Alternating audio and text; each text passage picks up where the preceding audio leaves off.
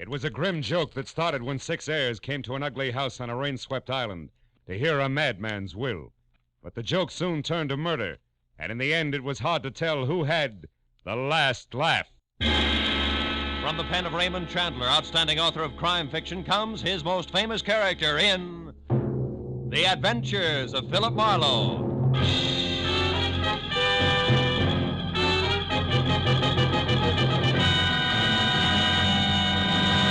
Now, with Gerald Moore, starred as Philip Marlowe, we bring you tonight's exciting story, The Last Laugh.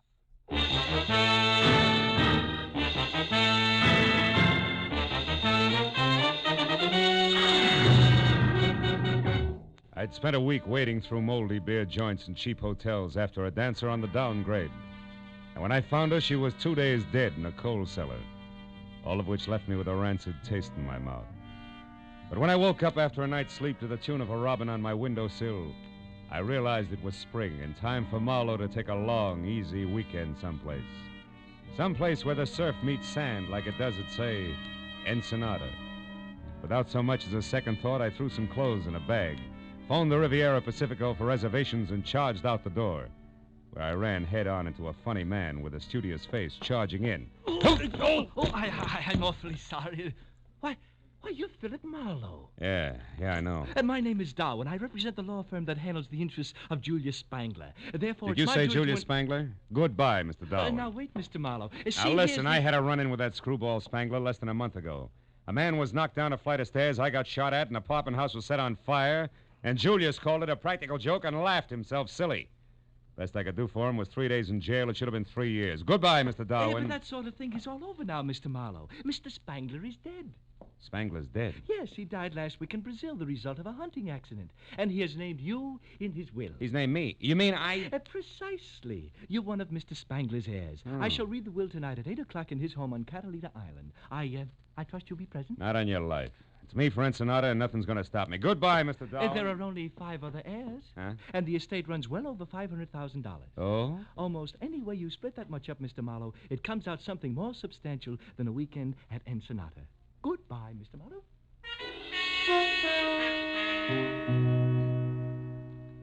It was fantastic. But then so was Julius Spangler. Who knows? Maybe he actually admired me for throwing him in jail. After all, what's old Mexico got that Catalina doesn't have in better? What could I lose? It was only a matter of minutes before I was in Wilmington and climbing the gangplank of the last boat for Catalina Island. She nosed past the breakwater and headed for the open sea, and the green water glistened with gold from the sun, slanting into a bank of clouds on the horizon. This was the life. I sat back and relaxed for all of 10 seconds before the name Spangler came up again. This time being volleyed between a matron meticulously tailored by I.J. Fox, who clung to a pipe-smoking gentleman at the rail, and a cute blonde ball of fire facing them. Some of my friends are aboard, and I don't want to be seen with you. Look, you may be Your Highness Millicent Burke Ashby to those snoots, but you're still just Millie Spangler to me, you overstuffed social climber. Why, you insufferable little upstart, You're nothing. I'll give him a good show, like this. Nicky Spangler, you Spangler, take me away from here. I think I'm going to faint. On nuts. Well, what are you staring at, Buster? Haven't you ever seen a red jersey sweater before? How do you do? Yeah, that sweater plus that right hook of yours adds up to quite an exhibition. You must belong to Julius. He was my uncle, but... Now, wait. Don't tell me you're in his will, too. Then you're Philip Marlowe. Yeah, I got him 3 days in the cooler, so now I'm an heir.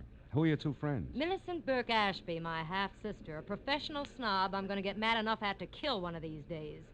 The jerk with her is Bennett Haynes, a cousin not enough times removed. They're also heirs. Which still leaves 2 more. Yeah, an old geezer who collects butterflies and that blockhead Roderick who passed for secretary and companion to Uncle Julius. Yeah, I know Roderick. And what do you pass for, Nicky? As if I couldn't tell. You can't. Ever been in Nick's Bar and Grill on La Brea, Marlowe? Well, I'm Nick. No kidding. Mm-hmm. And if this inheritance hadn't come along, I'd have lost my shirt. Boy, I'm really in a money jam, and Uncle Julius is saving the day for me. Yeah, but he had to die to do it. Well, sure, that's the only way he ever would. I wrote and asked him for a $10,000 loan once. Got a check back in the return mail, but it was signed by Alexander Hamilton.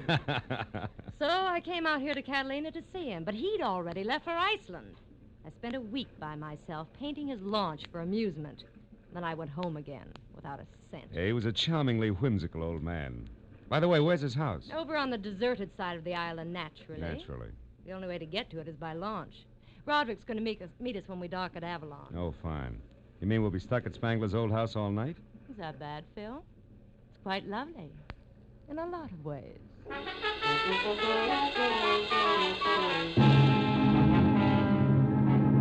2 hours later, we docked at Avalon, and the clouds that had been on the horizon were now overhead and looking very soggy. Roderick, the late Mr. Spangler's secretary, in a striped silk shirt, gold hickok cufflinks, polka dot bow tie, and derby, was waiting for us with a launch. And after we had all shivered through another spray-splashed, wave-bucking hour and a half, we finally pulled into a small cove. A house squatted alone on a point of rocks 100 practically vertical feet above the water. And as we laboriously made our way up to it, the rains came. Julius Spangler would have loved it. When the door closed behind us, everyone dashed for the nearest fireplace, except me. I was cornered by a septuagenarian with a shock of white hair, a scraggly yellow mustache, and spectacles so thick they looked like shot glasses with horn rims. He rolled up in a wheelchair, which he handled like it was a hot rod, skidded to a stop, and shoved a fistful of brandy out at me. Howdy, young fella. This, I figured, was the butterfly-collecting cousin, Yeah. Matthew Spangler. Better have a slug of this before pneumonia sets in. Well, sir, I suppose you're here for the reading of Cousin Julius's will? Yeah, So that's am right. So am I. Wouldn't miss it for the world. Oh. He's leaving me his collection of nymphidia. Butterflies, you know. I don't like money, just bugs. Figures. Yes, sir. Been an entomologist for 50 years, lepidopterist for 40. I've got specimens of 12,000 species. Only a few thousand left to go. Practically nothing. You've a keen mind. Mhm. Here, have a cigar. Thank you. No, Go on. It's the best. Save it for later when you got something to celebrate. Oh, there's Roderick. He'll show you around. I want to go meet these young ladies. So long, son. I'll see you. Out of the way, Roderick. Hey, watch it. Crazy wheelchair jockey almost ran me down. Well, Mr. Marlowe, it's nice to have you with us. Yeah, I'll bet. Look, Roderick, why did Julius stick me in his will along with all his relatives? I don't know. Maybe he was nuts. You can say that again. Keeping all his junk, for instance. Junk? Well, these are trophies. That burnt match there was used in the first Hartford. Julius perfected that gag in 1903. Spangler contribution to American culture, huh? Well, get you. What did you ever do? Wait, wise guy. This one's even better. He panicked the whole city with this phony newspaper headline. Here. Report of baby snakes in city water system false? Yeah. He tells them there's nothing to it, and they still blow their tops. That's tremendous, huh? Yeah, quaint. Julius was right. You got no sense of humor. The lawyer Darwin will read the will in 30 minutes, so be ready.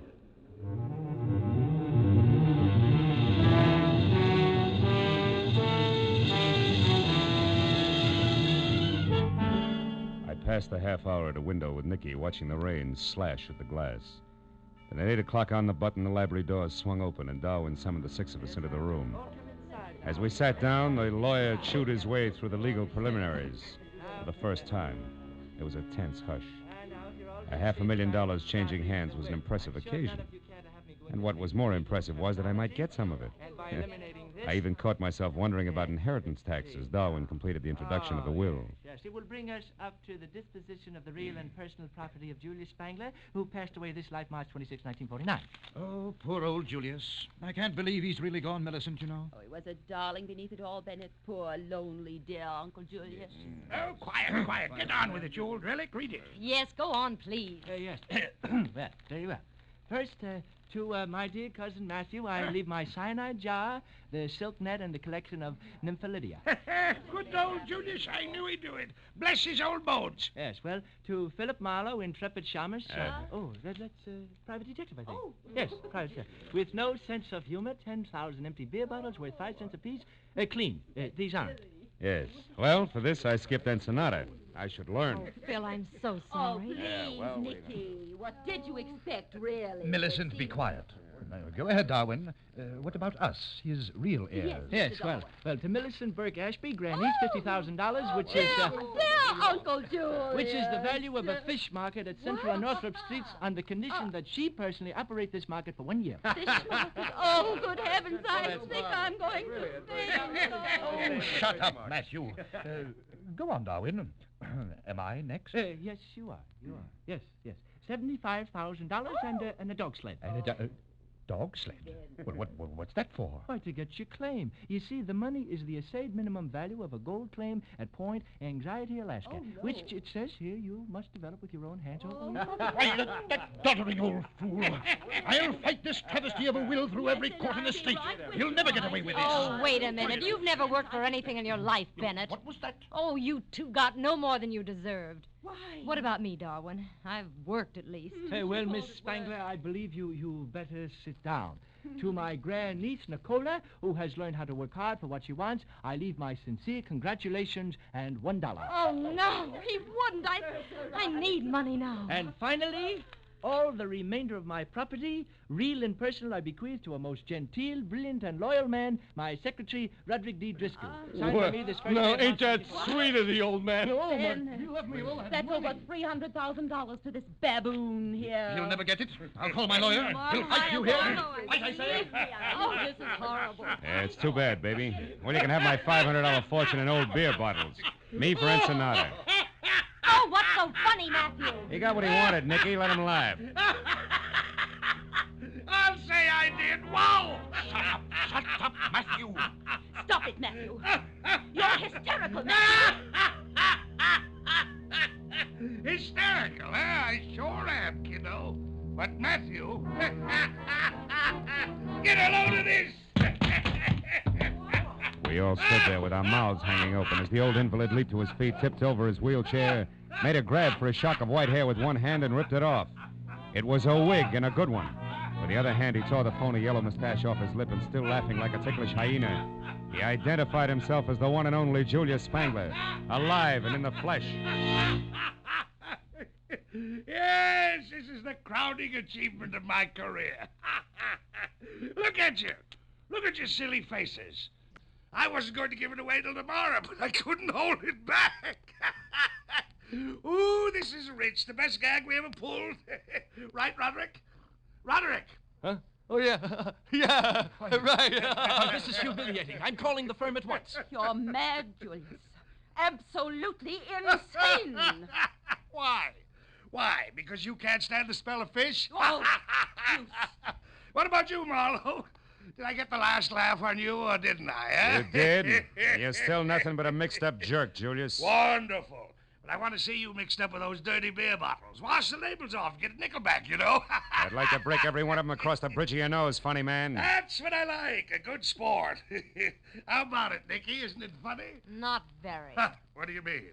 I sat in at the reading of my own will, so now I know what you really think of me. Not quite, you don't. Because I think this. But, you vixen, you spit on me. How dare you? I'll kill you for No, you that. don't, Spangler. Stop it. You lay a hand on it, or I'll flatten you in spite of your years. That goes for you, too, Roderick. Stay back. None of you can take a joke. Look after these fools, Roderick. Give them anything they want. I'm going to have a good laugh all by myself.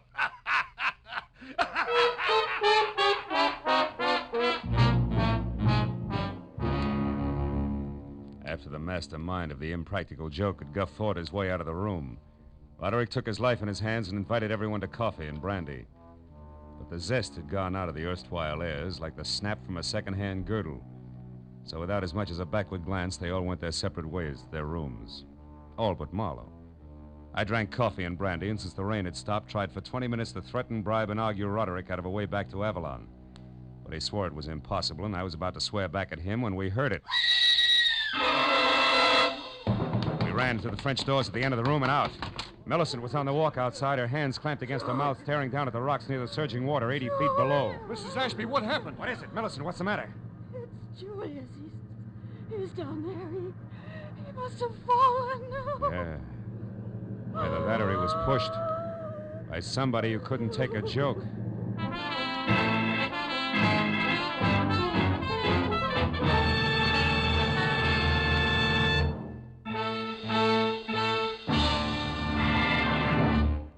In just a moment, we will return to the second act of The Adventures of Philip Marlowe. But first, it stands to reason. It's a proven fact. If we all work together to produce more per man, per machine, per hour, every one of us will gain from the cooperation. This is the American economic system. It operates for the benefit of all the people. We can and should cooperate for better jobs, higher incomes, more of the good things of life. For your free copy of the booklet, The Miracle of America, write Box 10, Times Square Station, New York City.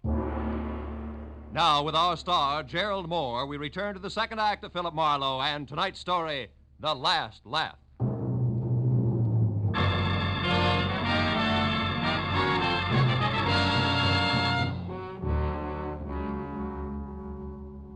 It was 80 feet from Spangler's balcony to the ugly jumble of sharp black rock that lined the shore.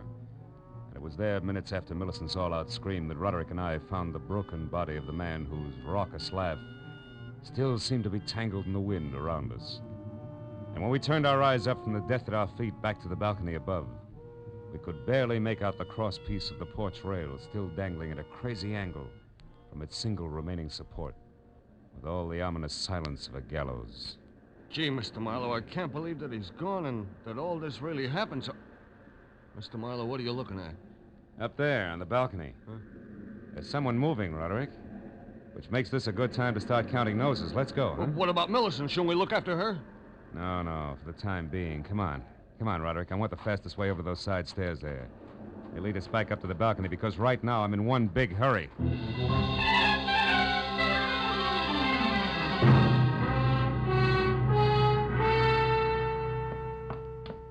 There's nobody here, Marlowe. Are you sure you saw... Hold it.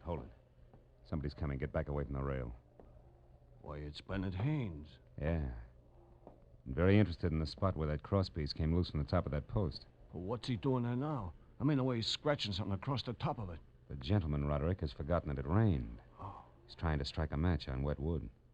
Mr. Haynes! What? Would you like to use my thumbnail? It's dry. Oh, why, Marlowe, what are you and Roderick doing here? It's called spying. And you, Mr. Haynes? I am here, Marlowe, because I think it's very strange that this accident should have happened less than an hour after Julius Spangler left a room full of people who hated him. Which incidentally included you? Yes, but I know that I had nothing to do with this. Now, here, a couple of matches for that stellar thumbnail.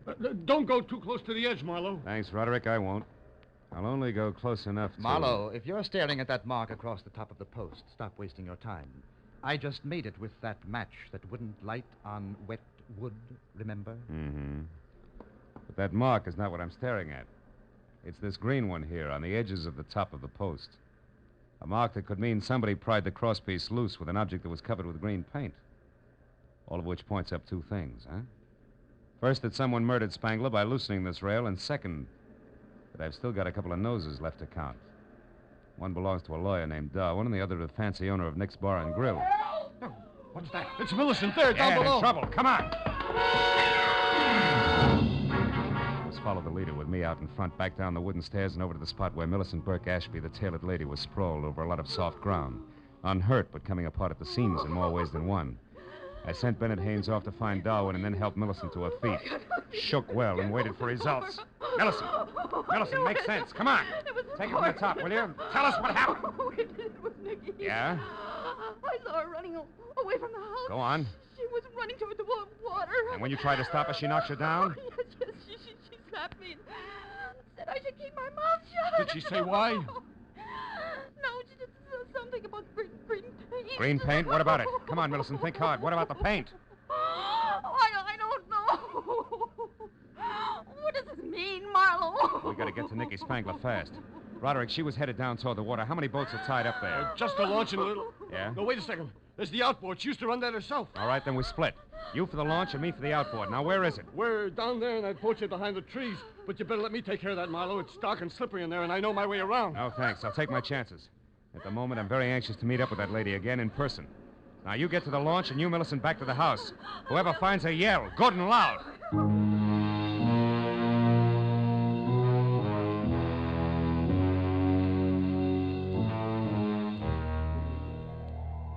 The boat shed was a one-room bungalow on stilts. When I started inside, slowly, unsure of both my footing and the company on hand, I was suddenly very sorry that I'd left my .38 back in L.A. But in the next minute, I began to breathe easier because just visible ahead of me was the Spangler outboard. And when I got closer, I saw that it was empty. Then I heard somebody behind me. I turned just in time to see a thick, crooked branch coming at my head fast. Oh!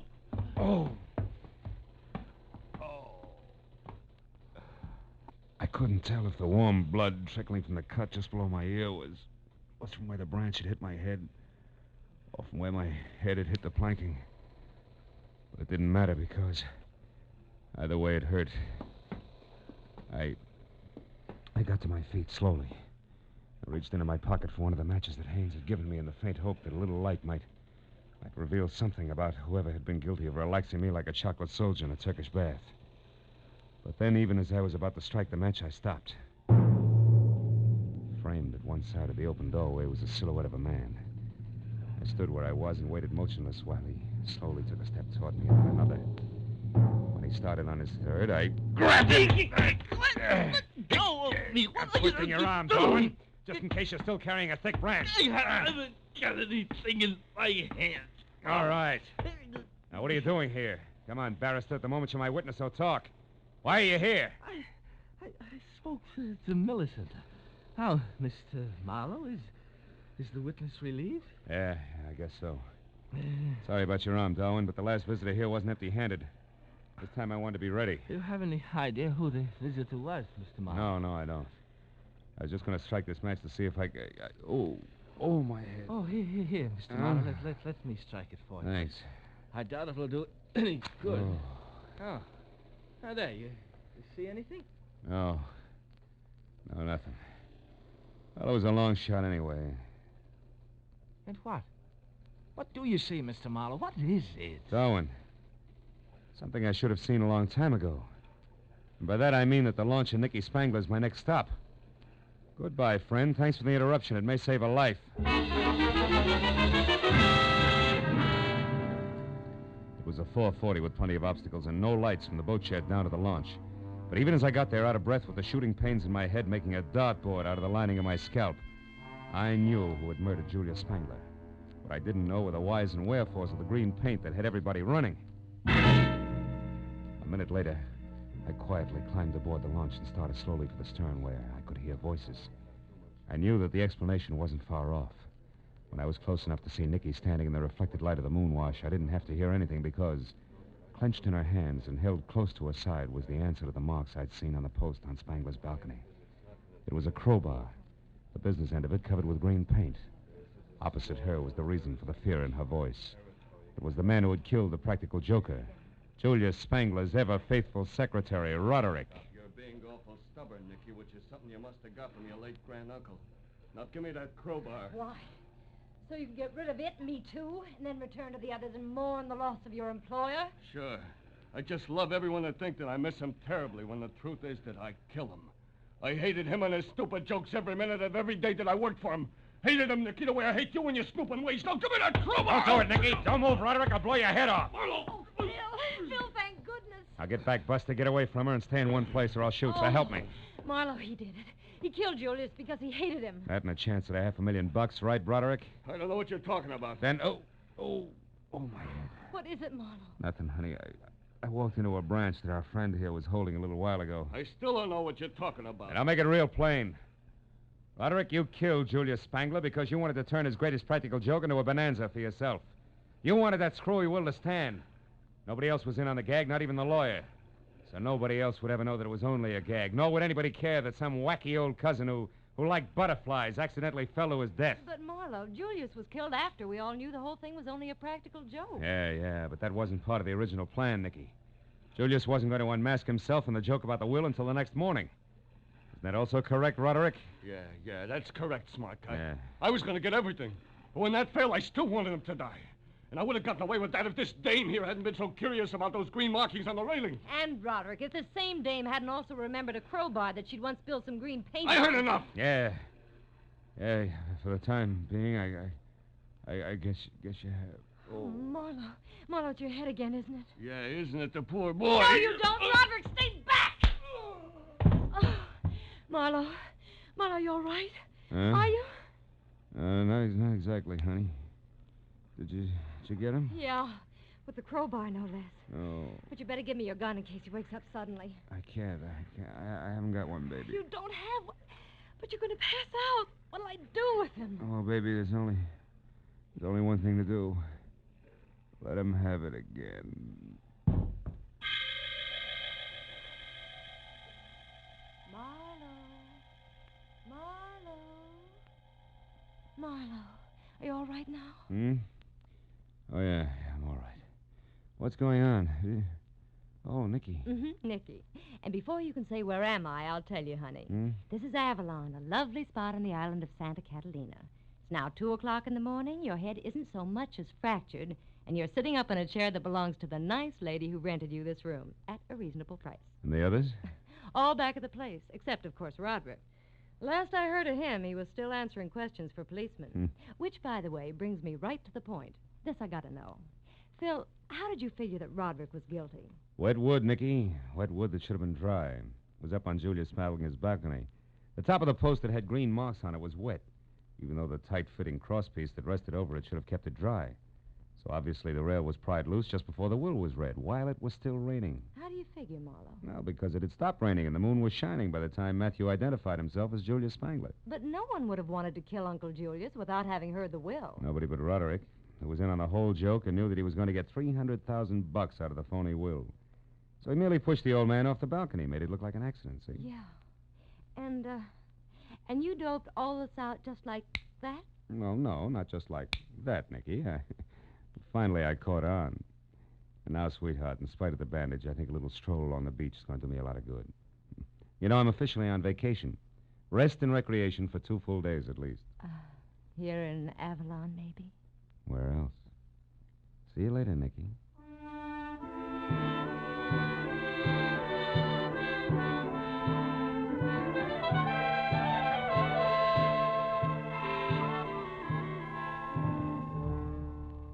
I got outside and down to the pretty strip of beach that runs along behind the spot where the steamer docks. I felt a lot better. I sat down on the moon-drenched sand and relaxed for the first time that night.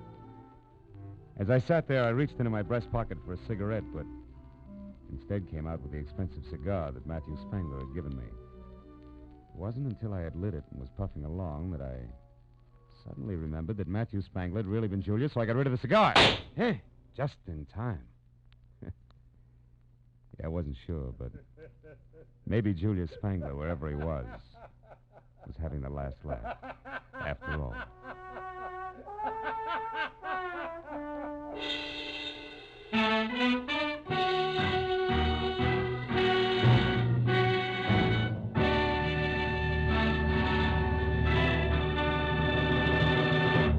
The Adventures of Philip Marlowe, created by Raymond Chandler, star Gerald Moore, and are produced and directed by Norman McDonnell.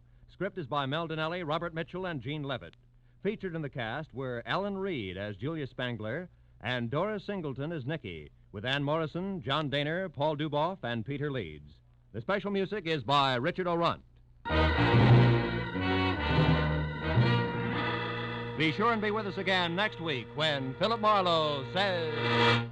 The partner from Mexico City, the stranger dead in Nevada, and the man with the cauliflower ear, all added up to a corpse on a concrete floor. But I couldn't figure why until I had found out that there was one name above all that had to be remembered.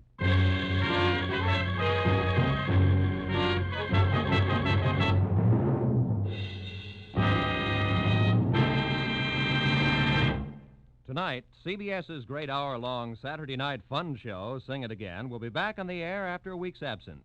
Be sure to be around later tonight when Sing It Again returns with its phantom voice mystery and its riddle songs, which pay off in wonderful prizes. This is Roy Rowan speaking. Now, stay tuned for The Case of the Red-Headed Bank Robber, tonight's gangbusters drama, which follows immediately over most of these same CBS stations.